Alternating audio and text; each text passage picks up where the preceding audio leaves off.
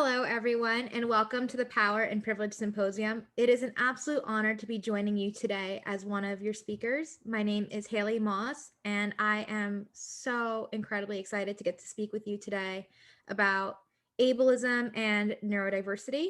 A little bit about me. I am from Miami, Florida. I am autistic. I am an attorney. I am an author. I am an artist, and I am an advocate.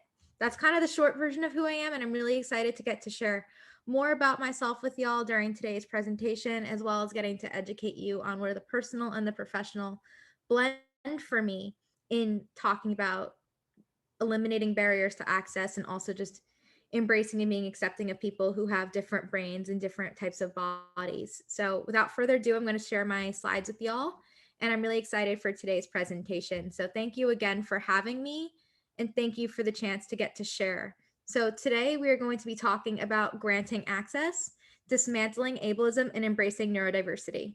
So without any further ado, let's get this show on the road.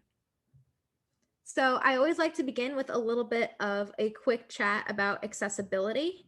So I really like to start with access by letting you know that one, as someone who takes social justice and education very seriously, I want to be as inclusive of all people, all minds, and all bodies in any way that I can. That being said, that access is something that we create together. It is not something that I can dictate here. It's not something that one particular person can grant or gatekeep or prohibit from happening. So in order to create access, what we do together here in this space and today is something that I'm going to do my part to do what I can. I don't know each and every one of you and what your individual access needs are. Each of us have them. Again, that might be why I'm recording at this particular time, or that maybe it's just where I'm seated, that there are the different types of lighting in this room, that there's so many different ways that we create access for each other and ourselves, right? So whatever it takes to make this presentation accessible to you, whether it's something that I can do, like providing alt text so that images can be seen by a screen reader, or if there's captioning, or even just things that you need to do, like if you want to eat food or you need to drink and you're afraid it might be rude or something, that might be something that you need to do for your own access needs, and that's totally fine. So if you need to take a break, if you need to wait for a transcript or captioning, if you need to answer the phone, if you need to stand up, move your fingers, or you just feel overwhelmed or anything like that, you do what you have to do. Again, I do not want to judge you whatsoever. That's not my place. That's not who I am. And I want this to be accessible no matter who you are. So whatever I can do going forward, or even today, to make this accessible for you, I'm really happy to have a part in that. And let's keep creating an accessible environment to learn and grow and hopefully get something out of each other and get to know each other a little bit better. So that in mind, let's get going. So I mentioned a little bit about myself earlier that, again, my name is Haley. My pronouns are she, her. I am from Florida, and I'm also an autistic person. I am a proud attorney. I am an author, an artist. I am an advocate, and I really, really am passionate about these issues. I'm the author of 3 books at this point. So, well, my third one just got turned in about a month ago. So fingers crossed that hopefully we will have something out into the open in the spring or so. And I'm currently writing my 4th right now. So I've written about everything from middle school, college, neurodiversity for the legal profession and lawyers, and now I'm working on something for autistic young adults. And the idea of being independent, but really something that I've been bouncing around, is that independence is kind of a myth because we all depend on each other for something. So kind of that acceptance of interdependence and what that looks like as we all move throughout the world, especially for disabled folks. So that's stuff that I like to think about and work on. And this also is all stuff that ties in very much to my personal life. So today, while we talk about dismantling ableism and embracing neurodiversity, I like to begin by letting you all know that this is something that's highly personal to me, and to share a little bit of my story to kind of get that ball rolling so you understand where this intersection is. Because often when we talk about different forms of oppression and privilege, we're like, where is this person coming from? Why are they the person to speak about it? And that's something that I even ask myself regularly, is why am I someone who has this platform? Why am I someone who has the privilege to speak about the ways that I'm oppressed? And I realize that a lot of that comes from identity, a lot of it comes from education, a lot of it comes from socioeconomic status, that we could sit here all day and sit through that. So something that's really important when we talk about that is to recognize the ways in which we're both privileged and the ways that we are not at the same time. And also, sometimes I realize that when I have the mic, it's also my time to pass it to people who are multiply marginalized or whatever it may be. So this time, because I have the mic today, I get to talk about why I'm here. I get to talk about issues in ableism, which also are connected to every other form of oppression. That ableism and all of that stuff that is anti-disability rhetoric is things that you see no matter who you are or what marginalized group you may be a part of or may not be a part of. And it is oftentimes a form of marginalization that we don't talk about because we don't think about it as often. So we're going to talk about access more generally in that regard too. So that's just a little bit about me. And I'd like to share a little bit more starting with when I was a little kid. So I was diagnosed with autism in childhood. I was 3 years old. And at the time, I was nonverbal. And basically, what that means is I did not talk whatsoever. So all of my communication as a toddler was crying and screaming. That means I was a pretty difficult kid, right? So famously, I got escorted off of an airplane when I was about 2. I cried and screamed the entire flight. When my parents took me off in the stroller and the whole 9 yards, all the other passengers stood up and clapped because I was just that much of a nuisance. And I have many, many stories like this throughout my childhood where I was just a difficult kid. And I always say difficult because that's probably the way that it makes the most sense to people. Of course, I was an autistic kid and I didn't get diagnosed until I was 3. But even before that, I would point a lot and I would cry and scream. So when you had other neurotypical toddlers that would be talking or asking for toys or doing those things, that wasn't me. So while I wasn't communicating, at the same time, I was doing 100-piece plus jigsaw puzzles and I was able to read all the Dr. Seuss videos on the TV. So I was able to read, I was able to complete these puzzles. Like the lights were definitely on. So my parents took me in for gifted testing. Needless to say, they were very shocked to discover that I was autistic because at the time, you have to understand this was 1997 and the late 90s were a very different time than we have right now. So think about the good old days of dial-up internet when we didn't have Facebook, we didn't have social media. Things were just very different once upon a time in the late 90s. And we also didn't have the same awareness and understanding of autism that we have today. So I always like to remind people that we had Temple Grandin and we had Rain Man. It's kind of our entire popular discourse. And whether or not you know about these two people or these fictional representations, as in the case of Rain Man, they permeate throughout our popular culture even today. I still have to tell people that I'm not Rain Man. Rain Man is a movie that is older than I am. If you haven't seen it, it is Tom Cruise and Dustin Hoffman, and basically it's every autism stereotype known to man. But that's kind of my little spiel about media rep kind of summed into here. But I digress. So I was definitely not what you expected. And autism back then was not the same understanding. So my parents were absolutely shocked. They just didn't know. And I also wasn't socializing with the other kids. So I was famously asked to leave preschool. I was difficult. I wasn't properly drinking from cups. I struggled with a lot of just social cues. I wasn't very good at following the directions. And I was always crying and screaming. So I didn't quite do very well. So after that, I was placed into different interventions, so like speech therapy, occupational therapy, things of that nature. And I eventually began talking. So I didn't start talking until I was somewhere in the pre-K to kindergarten range. I eventually made it to the mainstream school system. And I was getting out of this talking of echolalia. So if you're in speech language pathology or you know people on the autism spectrum or you've ever done this kinds of disability work before, you might know that echolalia is kind of a lot of just repeating phrases and words that you've heard from other people. It's not so much novel speech. So like what we're doing today is we're having novel speech, but like echolalia, think about every time you quote your favorite movie or your favorite TV show or something that you saw like that someone else said. That's echolalia. So imagine that being like your entirety of speech, but people don't think that it's actually like you're trying to communicate something. They think you're just saying it for the pure sake of saying it or so that words are coming out of your mouth. But really, when we do that, it is a form of communication. So it took until about kindergarten in the first grade for me to start having this novel speech that we talk about. And again, with autism, development is very strange because it's a developmental disability. And I always like to explain it kind of thinking like the alphabet, right? So development is a very linear path for most folks.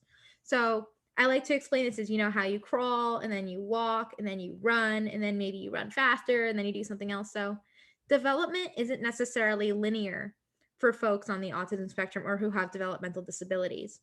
I like to share this because even for me, and especially this goes back to my idea of the airplane, and I love this tweet, especially because some baby on this plane is singing the ABCs all out of order, and some guy just yelled, "Yes, girl, remix," because that's the best way to describe it. It's a remix. It doesn't mean that you're broken because your ABCs are out of order, because development is this very ABC thing: crawl, walk, run. That sometimes you never see some of these letters in the alphabet. So I like to remind people I didn't know how to tie my shoes until I was maybe like 10, somewhere in that range. I'm not even sure.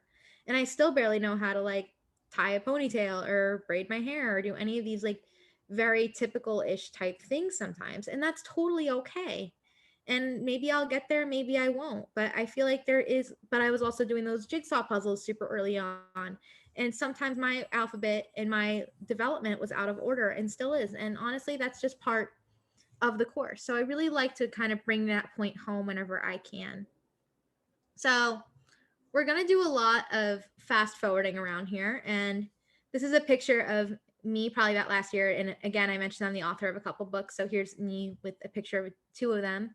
And you can see my mom kind of lurking in the background as she attempts to take my picture, which I still get a kick out of every single time. So hi, Mom. So a little bit about who I am. I learned I was autistic when I was 9 years old. My parents sat me down one day over summer break and told me that I was a lot like Harry Potter and had magical powers. I was absolutely obsessed with Harry Potter in my 9-year-old self. So of course I'm going to buy that I have magic in me. I'm like praying my Hogwarts letter is going to come like maybe a year or two early because, you know, just makes sense. And we explained how autism was neither better nor worse. It was just different, and different. It could be extraordinary. So I didn't grow up seeing being disabled and neurodivergent as a bad thing. I saw it as this is just part of who I am. It's not a good thing or a bad thing. It's just different, and that's okay. And as you get older, and at least for me, that developing disability identity, and I like to explain this a lot, is a very complicated and messy and individualized process. So I was never ashamed of who I was, even though when I was growing up, I would only tell people on a need to know basis. So when I was younger, the only people that knew that I was autistic were teachers and family members and close family friends. It was a very need to know thing. It wasn't something I was very open and out and proud about because I just didn't know. And it was just the way that it was talked about as well, is it wasn't something that, you know, you really let the world know at the time. And I just eventually when I started writing and I started speaking as a way to give back to others, it was something that I did. I went to my first conference at 13. I really went because I thought I should be giving back, and I was invited to go speak on a panel, and I'm like, of course I'll go. It was also in Orlando, and when you're 13 years old and you get to go to Orlando, you think you're going to Disney World, and going to Disney World is 100% worth your time, and you'll happily say anything to go to Disney World, right? So that was kind of the rationale there. And I was the only girl on this panel. I was the youngest one by at least 10 years. And I was fresh out of the 8th grade and talking about my experiences. And lo and behold, someone from my first publisher was in the audience. And 2 years later, we had that middle school book that you can see, the yellow one on my right. I'm sorry, I don't know which hands are which today. So I believe that's my right. That might be my left hand, but it's the one on your right. So you can kind of take a quick look. And I always like to write because writing is for me a lot more natural than speaking. I feel like I'm a lot more eloquent at getting out what I have to say. So that's something that I've kind of learned over the years about myself, and I always want to be able to give back. And currently I like to write a lot of shorter pieces as well as the books that I write, because at least when you write for the internet, it's more accessible to people, that they could just read something shorter. They don't have to pay for it. So I've written for places like Teen Vogue and the Washington Post. So I've gotten to write stories about neurodiversity. I've gotten to write about identity and whatnot as well. So something else about growing into who you are, especially when it does come to disability identity and autistic pride, is self-advocacy.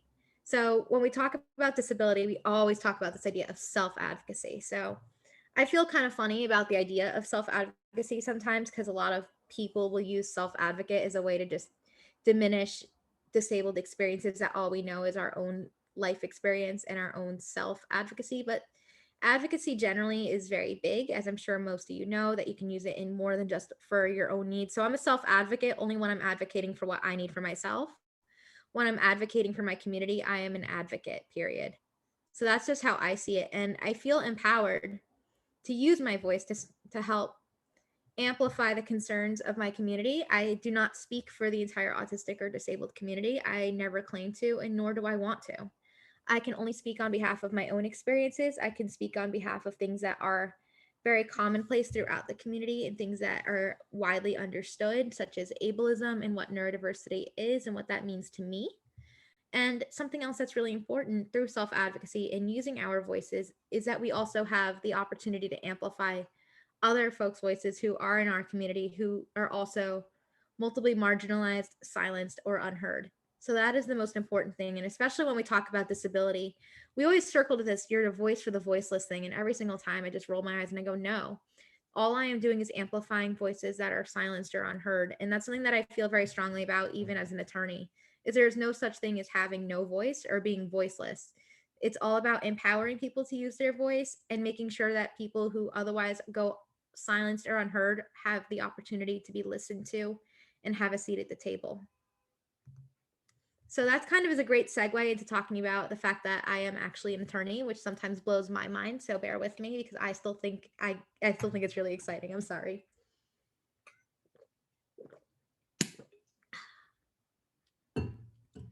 Sorry about that. So I graduated from law school at the University of Miami in 2018. I was our class commencement speaker, which is still really cool to me. I passed the bar exam. So I'm actually licensed to practice law, even though I'm currently not practicing at the moment. I'm looking for my next adventure. I'm also a small business owner, all sorts of fun things that we could talk about more in depth another time. And after I got sworn into the bar, which is what's pictured on the right here, is you can see me in court with my right hand raised in front of the judge taking the oath of attorney.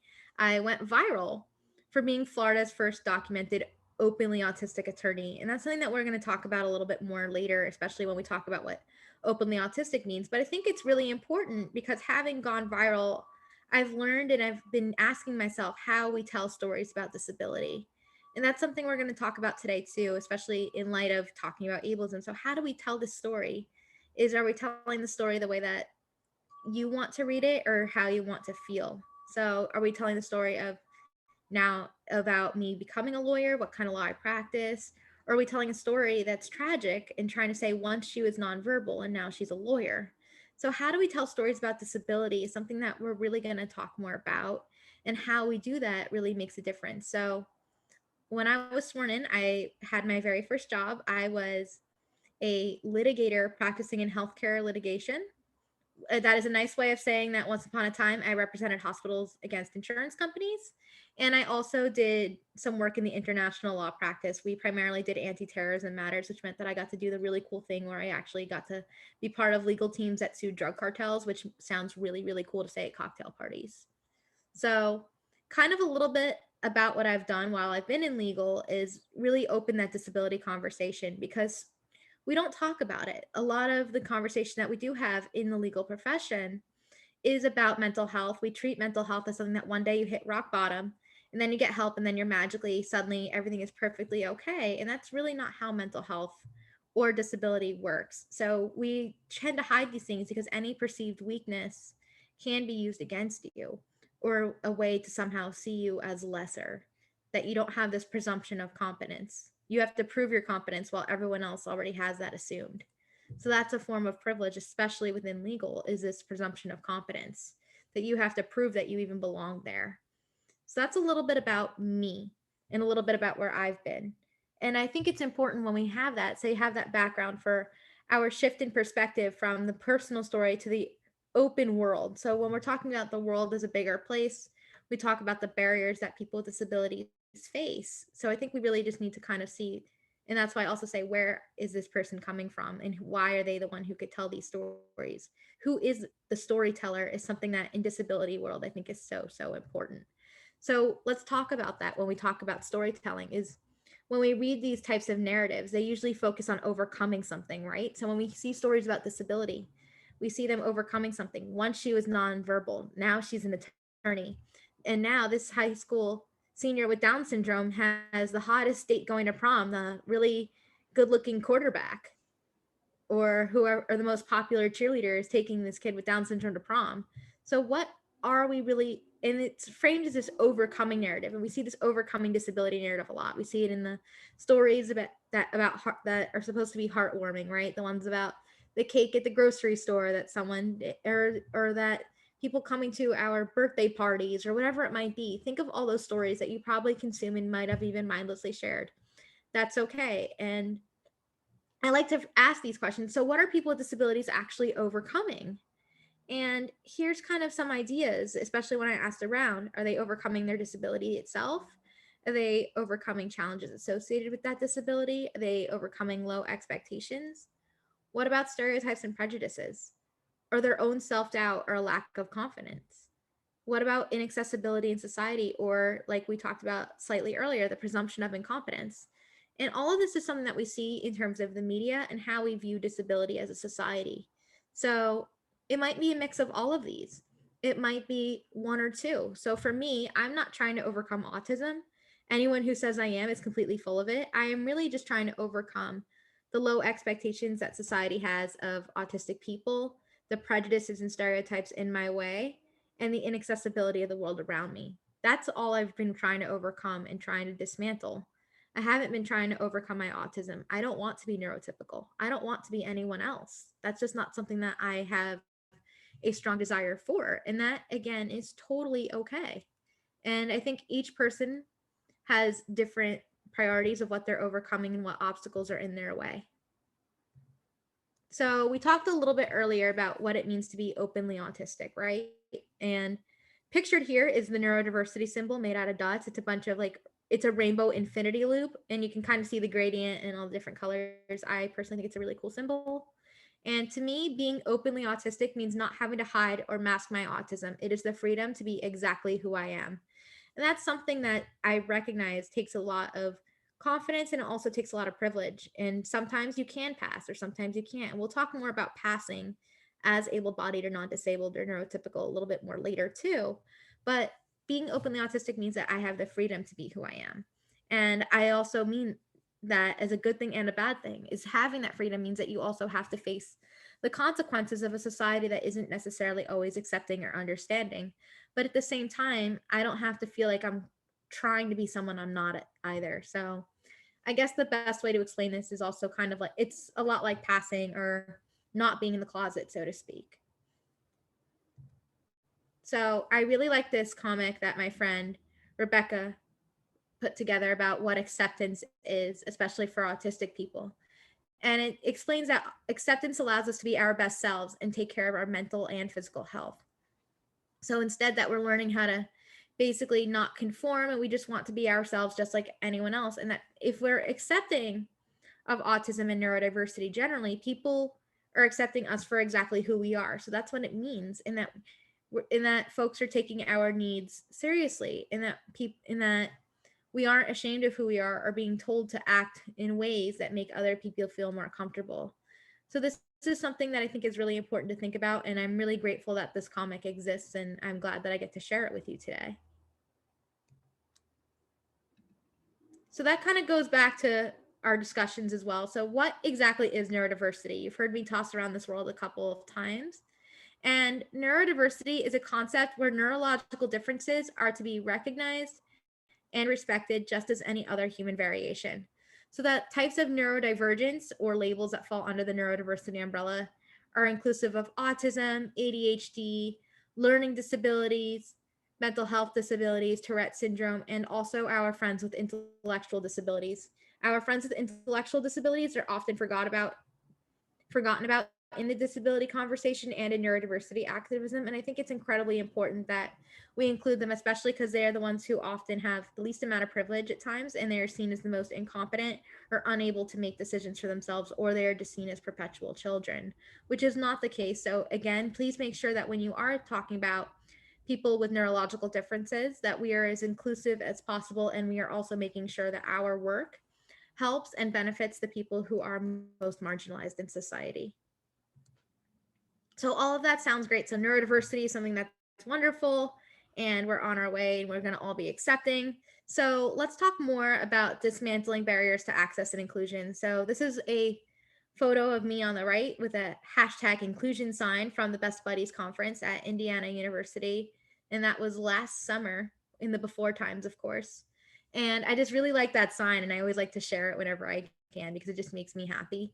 So we're going to talk about what meaningful inclusion looks like and some of the biggest barriers that are there in the way of access, especially for disabled folks and people who are neurodivergent.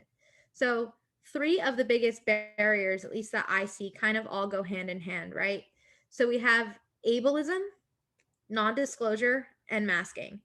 A lot of these go together. Sometimes they play together in very different ways depending on the disability or your life experience, and your mileage may or may not vary. So we're going to have a nice, honest conversation about ableism.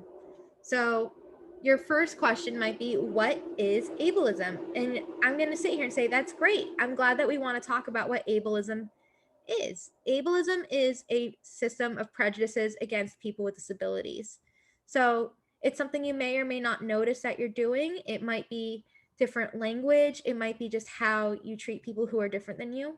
It could be stereotyping or discriminating against people negatively because of disability. And again, something that I always like to say is that it could be something that's internal or external, conscious or not. So some of the biggest examples of ableism that we face are when we plan events on campuses or just in general, and they're not accessible. So that's why even earlier when we talked about the access notes in the beginning of the presentation, I wanted to make sure that perhaps we have closed captioning and we have a transcript, or that we're able to make sure that you're able to take breaks, just things like that to make things accessible. That it's just little things. And there's all sorts of wonderful resources, and I'm happy to help point you to them to make your events accessible.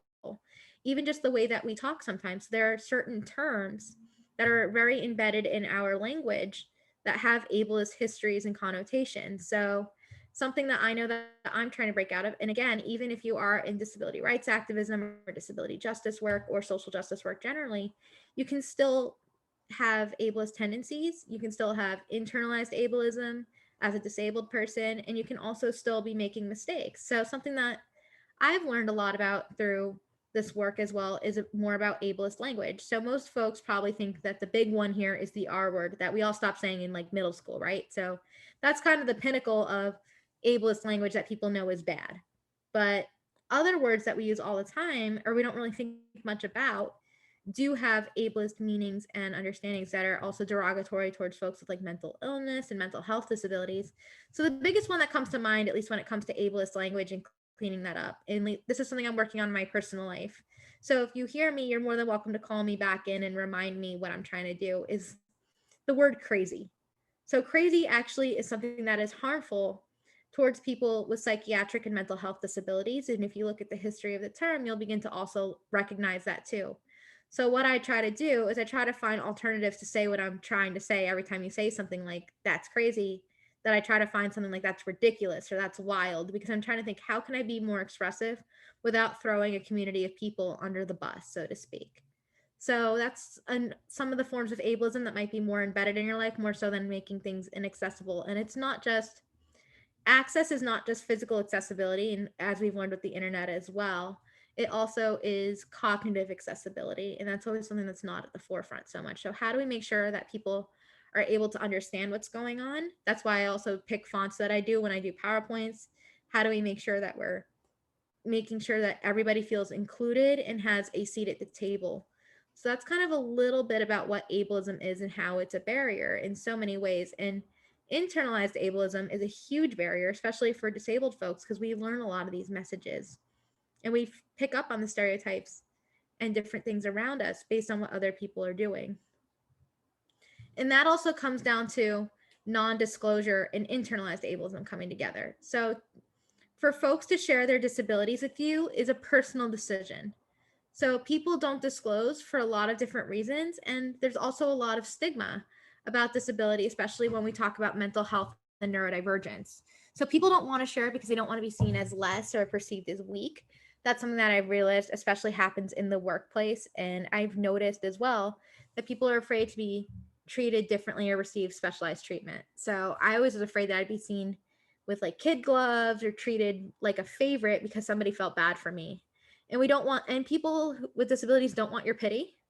So I often say to people, like, I don't want you to feel sorry for me because I don't feel sorry for myself. My life is actually pretty great. I wouldn't trade it for the world.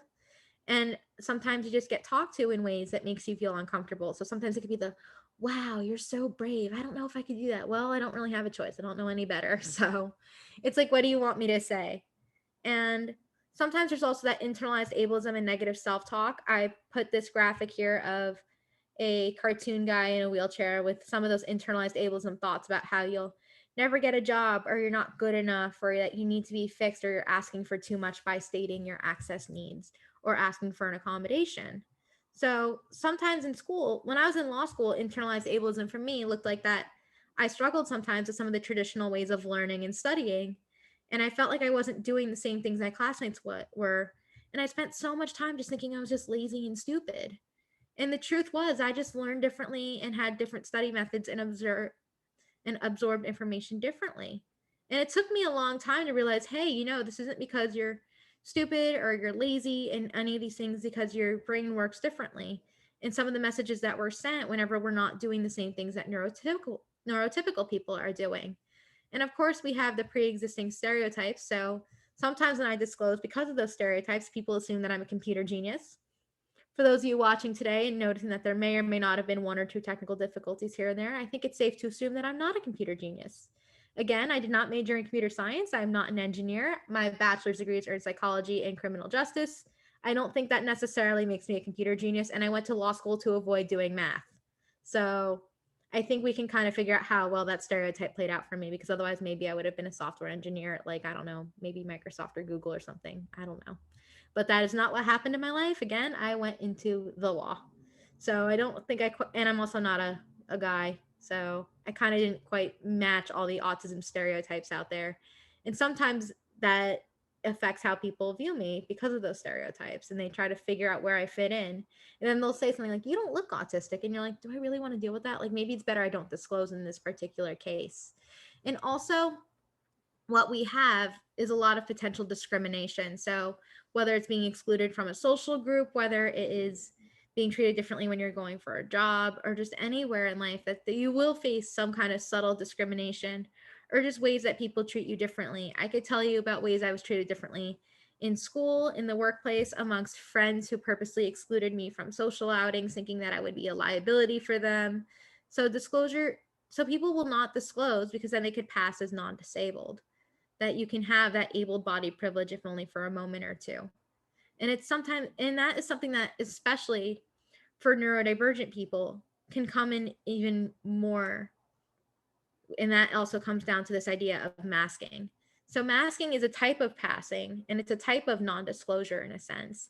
And it especially is more prevalent amongst multiply marginalized autistic and neurodivergent people. So you see it a lot in gender minorities such as women and non-binary and trans folks. You also can see it a lot in people who are marginalized by race as well, that are trying to pass and not have to face unintended consequences as a matter of both neurodivergent and race. So masking and camouflaging are things that prevent people from being their openly autistic or neurodivergent selves.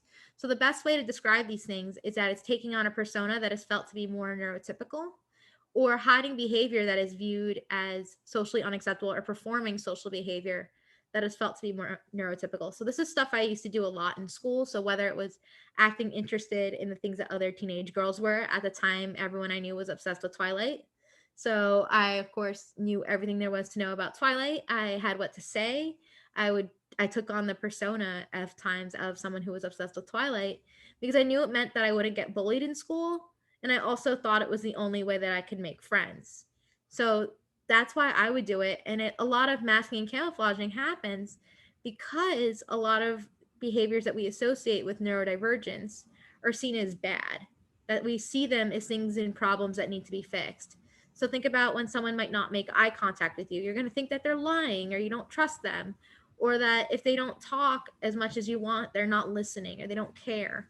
So you'll be acting this certain way in order to gain acceptance. And doing that ultimately is damaging. So masking is not, that's why we do it. But you have to understand, being someone you're not and trying to pass has a lot of consequences. It can ruin somebody's self-esteem. It can make them feel ashamed of who they are. It can lead to even more internalized ableism. So all of these major barriers, the ableism, the non-disclosure, and the masking, can all come hand in hand, especially when it comes to neurodivergence and autism and things like that too, because people want to be included, they want to be seen, and sometimes it feels that the only way you can be included is if you act non-disabled. And that's something that I realize, depending on the situation, we have to do a lot. And if you do it so often, not only do you feel that you're losing yourself, but it can impact your self-esteem and often lead to this feeling of burnout where you're just so overwhelmed emotionally and physically that you lose certain skills that you've gained, or you're unable to do things. And that stress and mental health impact can really make a difference. So all of these things are barriers to accessibility and inclusion, and are also part of ableism and feeding into it, that you genuinely will think people won't like the real you, or that you think that you might not be likable because people just don't understand what makes you who you are. So that's some things to think about when we're talking about barriers to access and inclusion. So when I talk about being inclusive of neurodiversity, I think it starts for everyone with kind of this top down of openness. We need different kinds of minds working together. So people who are in leadership and power need to be open and vulnerable with those around them. So whether that's student leaders or executives or deans, whoever it may be, that we start to, if we're open with each other about the ways that we're marginalized or the ways that we experience oppression or our own neurodivergence and mental health, it helps encourage younger students, younger employees, or whoever it may be, to kind of, be open as well and feel comfortable sharing and being vulnerable with one another. It's also really important to align people to their strengths, especially when we're working together in teams or in student organizations or however it may be, because people, we're not stereotypes. So please don't give me all the computer tasks. I actually like to, write things or do something else. So even having that. And I think it's really important that we communicate with each other in meaningful ways. So the way that neurodivergent people communicate or disabled people might be different.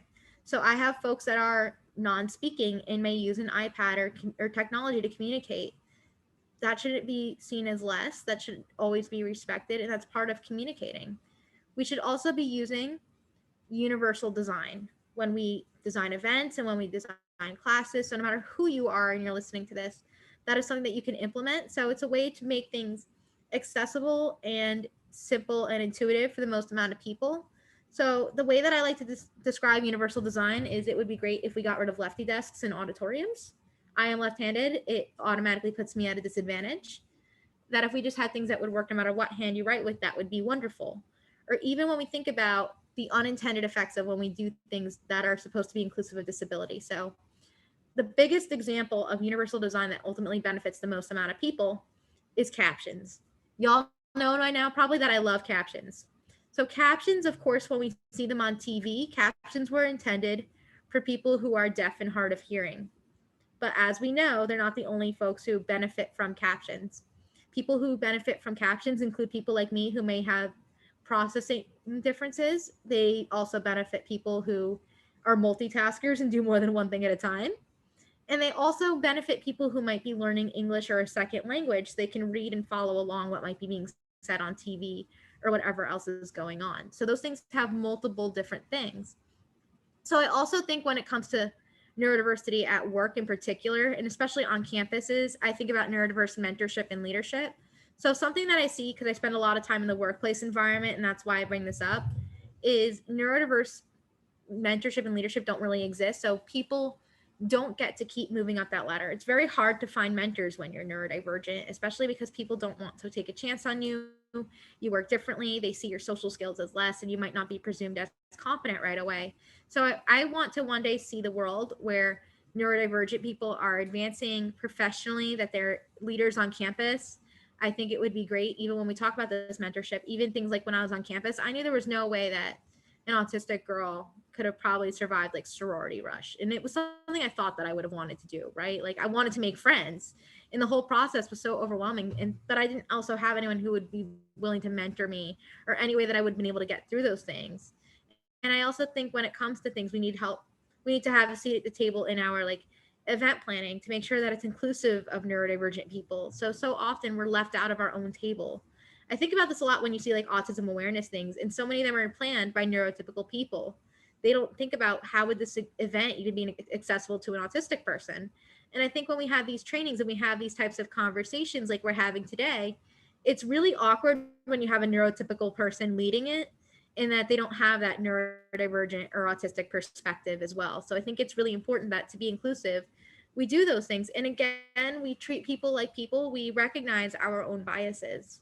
And that's something that I think is really difficult, is we are not all perfect and we want to be, and we're all striving towards this. It's okay to call yourself out for the ways that you might have ableist tendencies or language or how you go about doing things in the world. And again, we all mess up. We all have this in. It's just how we move forward, how we hold ourselves accountable, and who calls us in instead of calling us out. So it's really easy right now to just like shame someone for doing something wrong. So what I like to do is I like to call them in so they understand what they did that was harmful, how they can learn from it, and basically have that time to be kind to themselves, extend that grace to themselves, extend that grace to the people that they've hurt, if they've hurt someone, and how to move on. So recognizing our biases is something that we all should take time to do and take stock of. And I think that it's something that we could do together as well to be more inclusive, because we all benefit from having different kinds of minds and bodies around us.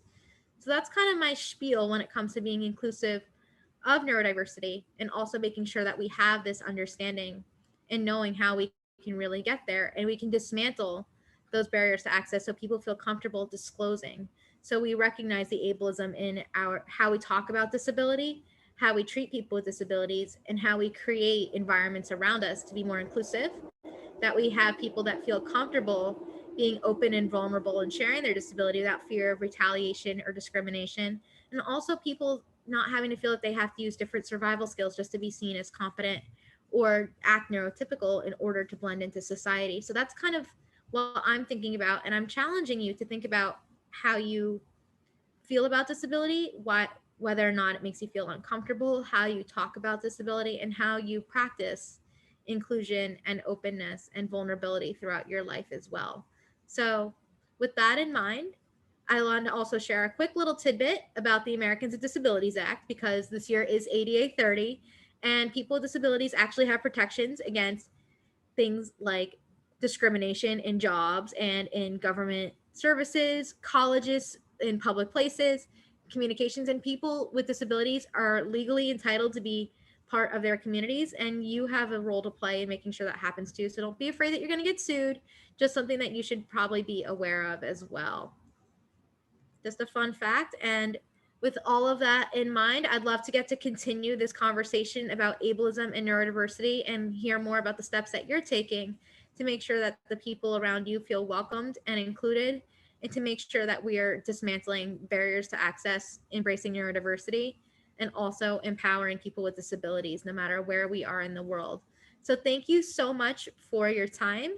Thank you for the honor of getting to speak with you about power and privilege, especially when it comes to ableism and neurodiversity and disability and autism more generally. And I'd love to get to connect with you. You can reach me on all major social media.